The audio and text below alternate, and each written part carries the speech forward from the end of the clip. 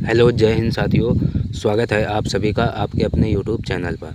दोस्तों, RRB group D और NTPC को ध्यान में रखते हुए हम जीके जीएस के और जनरल साइंस के कुछ महत्वपूर्ण क्वेश्चंस को कवर करेंगे जो आपके एग्ज़ाम के पॉइंट ऑफ व्यू से बहुत ही महत्वपूर्ण होने वाले हैं। तो वीडियो को बिना स्किप किए एंड तक ज़रूर देखें। अगर आपको हमारी वीडियो अच्छी लगे तो एक वीडियो को लाइक ज़रूर करें, ठीक है। तो आज का क्वेश्चन है, वनस्पति विज्ञान बॉटनी का जनक किसे कहा जाता है?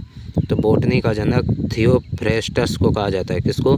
थियोफ्रेस्टस को बॉटनी का जनक कहा जाता है। रसायन विज्ञान की बात करें, केमिस्ट्री की, कि फादर ऑफ केमिस्ट्री किसे कहते हैं? तो लेवोजियर को कहा जाता है। फादर ऑफ केमिस्ट्री किसको? लेवोजियर को कहा जाता है। मानव का विकास इतिहास परंपराओं से संबंधित विषय कहलाता है। तो एंथ्रोपोलॉजी कहलाता है। क्या कहलाता है? ये एंथ्रोपोलॉजी कहलाता है, ठीक है। गैसों के विसरण के नियम का प्रतिपादन किसने किया था? तो दोस्तों, गैसों के विसरण के नियम का प्रतिपादन ग्राहम ने किया था। किसने किया था? ग्राहम ने किया था। ग्रहों के गति के नियम का प्रतिपादन किसने किया? ये केपलर ने किया था। तो यहाँ तक आपको याद रखना है। आगे बढ़ते हैं। अगला क्वेश्चन है, E=mc² का समीकरण किसने दिया था? तो ये आइंस्टीन ने दिया था। क्या दिया था? कि E=mc², ये समीकरण किसने दिया था? आइंस्टीन ने दिया था, ठीक है। जड़त्व के नियम की खोज किसने की थी? तो जड़त्व का जो नियम है ये किसने दिया था? ये गैलीलियो ने दिया था। गुरुत्वाकर्षण के नियम का प्रतिपादन न्यूटन ने दिया था। किसने दिया था? तो न्यूटन ने दिया था, ठीक है। प्राकृतिक वर्ण सिद्धांत के प्रतिपादक कौन है? तो डार्विन है, ठीक। उत्परिवर्ती का सिद्धांत किसने दिया था? तो हुगो डी बीज ने दिया था। किसने? हुगो डी बीज ने उत्परिवर्तन का सिद्धांत दिया था। अगला क्वेश्चन है, नेचुरल सिलेक्शन। जो नेचुरल सिलेक्शन है इसका सिद्धांत किसने दिया? डार्विन ने दिया, ठीक है। आनुवांशिकी के जनक कौन है?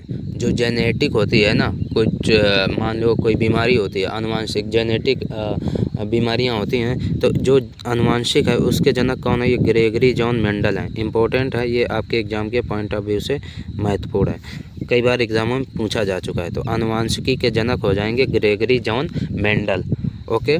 मेंडल ने अपने प्रयोग के लिए चयन किया था। तो जो मेंडल ने अपने प्रयोग के लिए किसको? मटर के पौधे को प्रयोग में लिया था। किसको लिया था? तो मटर के पौधे को प्रयोग में लिया था, ठीक है। आनुवांशिकता के विज्ञान को आनुवांशिकी जेनेटिक किसने कहा था? ये डब्ल्यू वाटसन ने कहा था। किसने कहा था? डब्ल्यू वाटसन ने। जो आनुवांशिकी है ये शब्द किसने कहा? डब्ल्यू वाटसन ने कहा था। आगे बढ़ते हैं।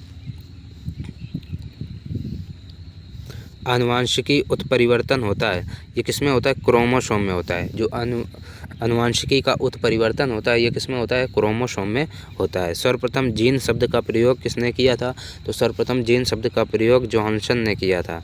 जीन अवस्थित होते हैं, जो जीन होते हैं ये किसमें अवस्थित होते हैं, किसमें उपस्थित होते हैं? ये गुणसूत्रों में पाए जाते हैं। किसमें पाए जाते हैं? तो जो जीन हैं ये गुणसूत्रों में पाए जाते हैं। तो मनुष्य में कुल कितने गुणसूत्र होते हैं? 23 जोड़े होते हैं। कितने? 23 जोड़े होते हैं। यानी कि टोटल संख्या अगर आपसे पूछे तो कितने? 46 होते हैं। गुणसूत्रों की संख्या कुल कितने हैं मनुष्य में? तो 46 हैं, ओके। आपको यहाँ तक समझ में आ गया होगा। आगे एक जीन एक एंजाइम सिद्धांत को प्रतिपादित किया था। एक जीन और एक एंजाइम के सिद्धांत को किसने प्रतिपादित किया? ये बीडल और टैटम ने किया था। बीडल और टैटम इसका करेक्ट आंसर हो जाएगा।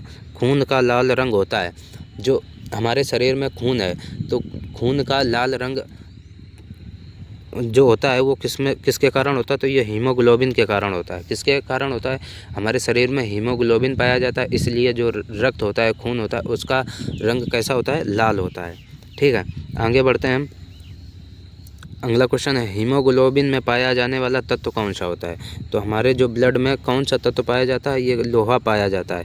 क्या पाया जाता है? तो Fe, आयरन जो होता है, लोहा पाया जाता है ये हमारे शरीर में। हीमोग्लोबिन यौगिक है, तो हीमोग्लोबिन जो होता है ये किसका? प्रोटीन का एक यौगिक होता है। किसका? प्रोटीन का, ठीक है। खून थक्का नहीं जमने देता है, तो खून का थक्का कौन नहीं जमने देता है? हीमोफीलिया रोग में खून का थक्का नहीं जमता। हमारे शरीर में ब्लड क्लॉटिंग नहीं होती है। शरीर के अंदर रक्त को जमने से रोकता है।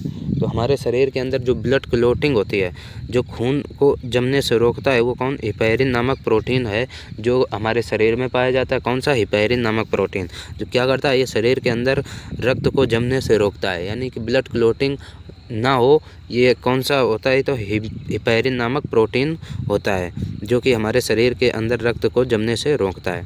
हेपेरिन नामक प्रोटीन का उत्पादन कहाँ पे होता है? जो हेपेरिन नामक प्रोटीन है, ये कहाँ पे इसका उत्पादन होता है? यकृत, लीवर में होता है इसका। ठीक है, आगे बढ़ते हैं। जो रक्त होता है, ब्लड होता है, इसका अध्ययन क्या कहलाता है? तो हेमेटोलॉजी। रक्त का अध्ययन क्या कहलाता है? हेमेटोलॉजी कहलाता है। ये इंपॉर्टेंट क्वेश्चन है गाइस आपके एग्जाम के पॉइंट ऑफ व्यू से। रक्त के थक्का बनने में सहायक होता है। तो रक्त का जो थक्का होता है, ब्लड क्लॉटिंग है, उसको जमने में, रक्त के थक्का बनने में जो सहायक होता है वो कौन होते हैं? हमारी प्लेटलेट होती हैं। तो प्लेटलेट इसका करेक्ट आंसर हो जाएगा। प्लेटलेट की मृत्यु होती है कहाँ पे होती है? तो स्प्लीन जो होती है, प्लीहा होती है, वहाँ पे प्लेटलेट्स की क्या होती है? मृत्यु हो जाती है।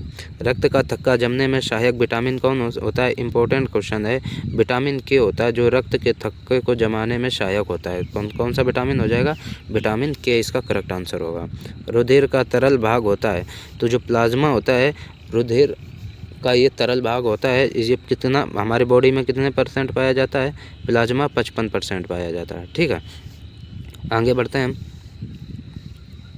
प्लाज्मा में जल का प्रतिशत कितना होता है? देखिए, हमारे शरीर में ब्लड होता है तो उसमें प्लाज्मा होता है, प्लाज्मा 55% पाया जाता है। प्लाज्मा में अगर आप पूछें जल कितना होता है, तो वो अप्रोक्स कितना होता है? 90% होता है। कितना? 90% जल पाया जाता है प्लाज्मा में। रक्त का कितना प्रतिशत भाग प्लाज्मा होता है? अभी हमने आपको बताया था 55% भाग रक्त का प्लाज्मा पाया जाता है। कितना? 55% भाग। ठीक है, पदार्थ की चतुर्थ अवस्था कौन सी होती है? तो प्लाज्मा होती है। ये आपको याद रखना है, ये आपके एग्ज़ाम के पॉइंट ऑफ व्यू से बहुत ही इंपॉर्टेंट क्वेश्चन है, क्योंकि रेलवे ग्रुप डी में कई बार ये क्वेश्चन पूछा जा चुका है। तो जो पदार्थ की चतुर्थ अवस्था है वो कौन सी हो जाएगी? प्लाज्मा हो जाएगी। रक्त में पाई जाने वाली धातु कौन सी होती है? तो ब्लड में कौन सी धातु पाई जाती है? ये आयरन पाया जाता है, यानी कि लोहा पाया जाता है। लोहा करेक्ट आंसर हो जाएगा। ब्लड बैंक कहलाता है, तो स्प्लीन को क्या कहते हैं? ब्लड बैंक कहते हैं। स्प्लीन जो प्लीहा होता है, इसको क्या कहते हैं? ब्लड बैंक कहते हैं। चलो आगे बढ़ते हैं।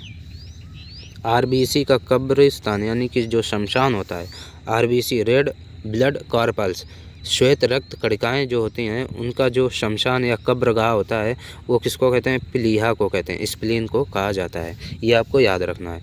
ब्लड बैंक में रक्त को सुरक्षित रखा जाता है कितने डिग्री पे? तो 40 डिग्री फ़ारेनहाइट पे।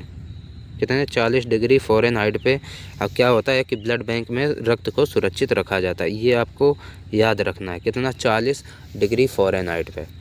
रक्त समूह होते हैं, रक्त समूह कितने होते हैं? तो 4 होते हैं। रक्त समूह कुल कितने होते हैं? 4 होते हैं। कौन कौन से? एक तो ए होगा, एक बी होगा, ठीक है, एक होगा ए बी और एक होगा ओ। तो रक्त समूह कितने होते हैं? जो ब्लड ग्रुप्स होते हैं वो कुल कितने? 4 पाए जाते हैं। ठीक है, रक्त समूह की खोज किसने की थी? इंपॉर्टेंट है, लैंड स्टीनर ने की थी। जो ब्लड ग्रुप है, रक्त समूह है, इसकी खोज लैंड स्टीनर ने की थी। ठीक है, अगला क्वेश्चन इंपॉर्टेंट है। सर्वदाता रक्त समूह कौन सा है? तो जो सर्वदाता रक्त समूह है वो कौन सा? ओ हो जाएगा। ओ निगेटिव होता है। ठीक है, ओ में कौन सा होता है? तो ओ निगेटिव होता है। सर्वग्राही की बात करें तो सर्वग्राही रक्त समूह कौन सा होता है? वो ए बी होता है। कौन सा? A B. ठीक है, आगे बढ़ते हैं अगले क्वेश्चन की तरफ। RH फैक्टर संबंधित है। जो RH फैक्टर है ये किससे? ब्लड से संबंधित है, रक्त से संबंधित है। ठीक है, RH फैक्टर के खोजकर्ता कौन है? तो लैंड स्टीनर और वीनर ने RH फैक्टर की खोज की थी। किसने? लैंड स्टीनर और वीनर ने। रक्तचाप नियंत्रित होता है, तो जो रक्तचाप होता है, ब्लड प्रेशर होता है, रक्तचाप होता है, ये नियंत्रित कहाँ होता है? ये एड्रिनल ग्रंथि में होता है। किसमें? एड्रिनल ग्रंथि में, जो कि हमारे शरीर की सबसे छोटी ग्रंथि कौन सी है? तो एड्रिनल ग्रंथि होती है। रक्त को शुद्ध कौन करता है? जो ब्लड होता है उसको प्योर कौन करता है? शुद्ध कौन करता है? ये किडनी करती है हमारी। कौन करती है? वृक्क, जो किडनी होती है उसका काम क्या होता है? हमारे ब्लड को क्या करना? प्योर, यानी कि शुद्ध करना, ये इसका काम होता है। रक्त के शुद्धिकरण की प्रक्रिया क्या है? डायलिसिस है। एक जो प्रक्रिया है, ब्लड को शुद्ध किया जाता है, किसका किडनी ब्लड को शुद्ध करती है, उसकी जो प्रक्रिया है उसको क्या कहा जाता है? डायलिसिस कहा जाता है। मूत्र का निर्माण होता है, जो मूत्र होता है उसका निर्माण कहाँ होता है? किडनी में होता है। कहाँ पे होता है? वृक्क यानी कि किडनी में होता है। वृक्क जो होता है, किडनी होती है, उसका भार बताना है। तो जो किडनी है उसका भार कितना है? 150 ग्राम होता है। कितना? 150 ग्राम होता है। मानव गुर्दे में बनने वाली पथरी बनी होती है, तो वो जो मानव गुर्दे में जो किडनी में पथरी होती है वो किसकी बनी होती है? वो कैल्शियम ऑक्जेलेट की बनी होती है। किसकी? Calcium oxalate. ये आपको याद रखना है कि मानव शरीर में जो किडनी होती है, किडनी में बनने वाली पथरी वो किसकी बनी होती है? वो कैल्शियम ऑक्जेलेट की बनी होती है। जो हमारा रक्त है वो क्षारीय होता है, ठीक है। उसका पीएच मान आपको बताना है, तो कितना होता है? 7.4 होता है। 7.4 ये ब्लड का क्या होता है? पीएच मान होता है, ठीक है। रक्त दाब मापने वाला यंत्र कौन सा है? तो रक्त दाब यानी कि जो ब्लड प्रेशर मापने वाला जो यंत्र है उसको क्या कहते हैं? स्पिग्नोमैनोमीटर कहा जाता है। क्या कहा जाता है? तो स्पिग्नोमैनोमीटर कहा जाता है, ये आपको याद रखना है। अगला क्वेश्चन है, सर्वप्रथम रक्त परिसंचरण तंत्र का अध्ययन किया था। तो सर्वप्रथम रक्त परिसंचरण तंत्र का अध्ययन किसने किया था? विलियम हार्वे जी ने किया था। किसने? विलियम हार्वे जी ने सर्वप्रथम किया था, ठीक है। आगे बढ़ते हैं।